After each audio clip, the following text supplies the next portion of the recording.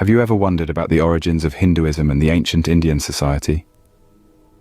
Today we delve into the fascinating era known as the Vedic Period, a significant epoch spanning from around 1500 BCE to 500 BCE. This period, named after the sacred texts called the Vedas, forms the foundation of Hinduism. The Vedic period is split into two main phases.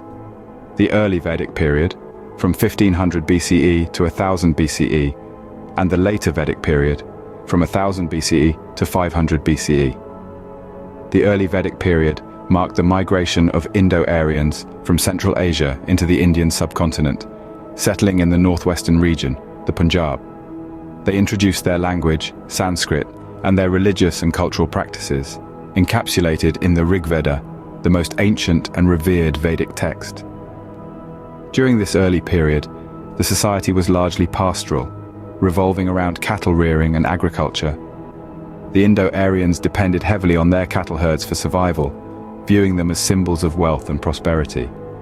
They lived in small, semi-nomadic communities, organized into tribes or clans known as janas, with a chief at the helm of each community.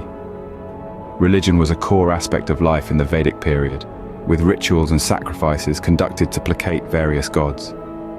The Vedic pantheon included deities like Indra, the god of thunder and war, Agni, the god of fire, Varuna, the god of cosmic order, and others. The Rig Veda is replete with hymns dedicated to these gods, praising their powers and seeking their blessings. The concept of dharma, denoting moral and ethical duty, also began to crystallize during this time. Transitioning into the later Vedic period, the Indo-Aryans expanded into other parts of the Indian subcontinent, including the Gangetic Plains. This era saw the creation of the other three Vedas, the Samaveda, Yajurveda, and Atharvaveda. These texts provide deeper insights into rituals, sacrifices, and philosophical ideas. Society in the later Vedic period evolved into a more complex structure with the establishment of distinct social classes, or varnas. The Brahmins, priests and scholars, occupied the highest position. They were followed by the Kshatriyas, warriors and rulers, the Vaishyas, merchants and farmers, and the Shudras, laborers and servants, at the lowest rung. These occupational and birth-based divisions laid the groundwork for the later caste system in India. The Vedic period also saw the rise of new cultural practices and technological innovations. The Indo-Aryans developed an oral transmission system, passing down knowledge through generations via recitation and memorization.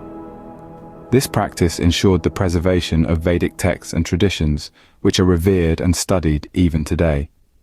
Advancements in technology and agriculture were also significant during this period. The introduction of iron tools and weapons revolutionized land cultivation and warfare. Sophisticated agricultural techniques, such as plowing and irrigation, led to increased food production and the establishment of settled agricultural communities. To wrap up, the Vedic period, with its rich cultural, religious, and social contributions, was a pivotal phase in ancient Indian history, laying the groundwork for many aspects of Indian society as we know it today.